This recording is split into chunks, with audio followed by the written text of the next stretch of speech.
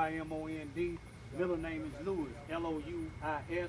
Last name is Ivy, I-V-Y. Okay, Raymond, good to meet you. I wish we were doing something more cheerful, like grabbing a beer or something. But tell me what's going on here.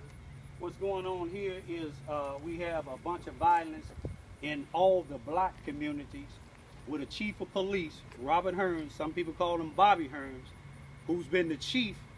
Only why, the reason he being the chief, me and most people in the communities that not getting government grant money, we feel he's the chief because the fact that his uncle, Warren E. Hearns, who was a former governor here, that's the only reason that he's the chief, because he have 13 vehicles, police vehicles. I don't even think they have 13 police officers. Probably don't even have 10. But he had 13 vehicles, blue and white, 10, 2 SUVs, white Tahoes. One is the chief of police, Robert Hearns, drive, and the other one is Captain Mooney, he drive. And they have a white Taurus, Ford Taurus, that a officer, Brenda Batford, drives, and also she drives a police car. Her family have ties here too. Her family, Brenda Batford's son, Keith Bradford, November the 8th, 2011, shot and killed a mentally ill 34-year-old black guy who was shot, who was tased 2 times already. Now tell me the logic in why this young white police officer would shoot a 34-year-old mentally ill guy who's been tased twice when you have the chief of police, Bobby Hearns, on the scene, who's have 20 years or more on the force. You have a Sergeant Percy Owens on the scene who was here 20 years or more. If they thought this young man was a threat, everybody know he was mentally ill. If they thought he was a threat, they would have shot him. But this same white guy shot him twice. Before he came on this force, he shot a black guy in East Prairie, Missouri, which is about 7 to 8 miles away from here. The guy was a young high school guy. He settled out for maybe about $13,000, which is nothing. Then he came here. But let me tell you about Brenda Bradford and her son Keith Bradford. They have ties because Brenda Bradford's brother, David Harris, works for the city of Charleston. He's been there for 20 years or more. He is the water director, and plus he's on the school board. Then they have ties with one of the individual state troopers.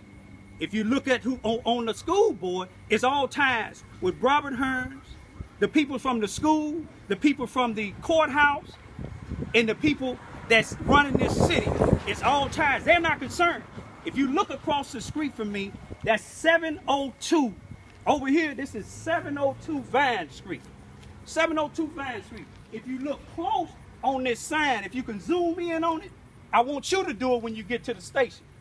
Zoom in on them 2 phone numbers on there. Pretend like you and this man is in this neighborhood and something is happening to y'all. Y'all hide in my bushes. You can't get nobody from 911 like we did 2 days ago when you dialed 911 for these last 2 shootings. The answering service came on and said, this is the Cape Girardeau police station. That ain't gonna do us no good. Zoom on them 2 numbers. They would tell you, the first one, the 683 number, would say, this number is disconnected.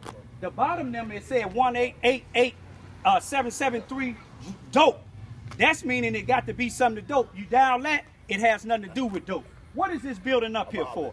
Taxpayers paying money for it. It says Charleston, Missouri Police Substation. In Chicago, where I came from, and the projects, when they have a substation, it's manned.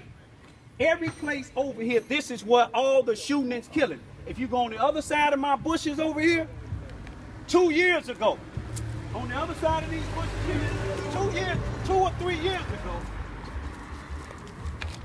2 or 3 years ago, if you can see that bike down there, and you bring it back up about 10 or 11 feet, right where this dog is at, straight there, a young lady was beaten and then shot to death by her boyfriend.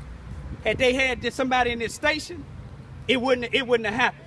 I was cutting my bushes one day last year.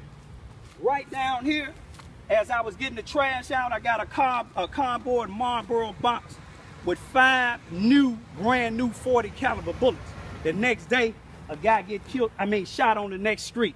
It was on September the 11th, 2014 on Gale Street in the projects. The projects, I want you to remind you, this building is supposed to be ran by the Charleston, Missouri Housing Authority.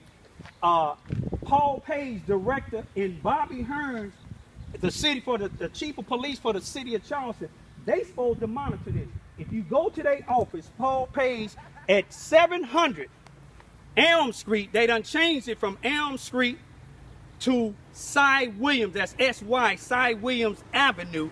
If you go there, Paul Page has an office in there. Right beside his office is a big 52, a big screen, bigger than that screen, TV that's supposed to monitor this and everything around here.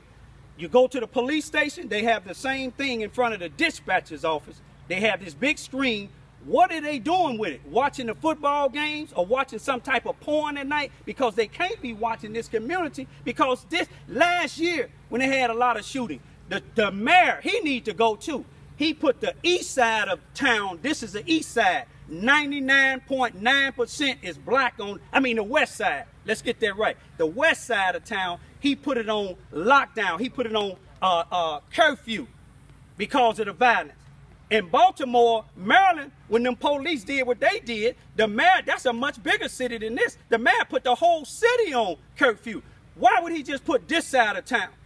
You see what I'm saying? The people that's doing the shooting, every time you arrest them, I bet you now one of them don't have no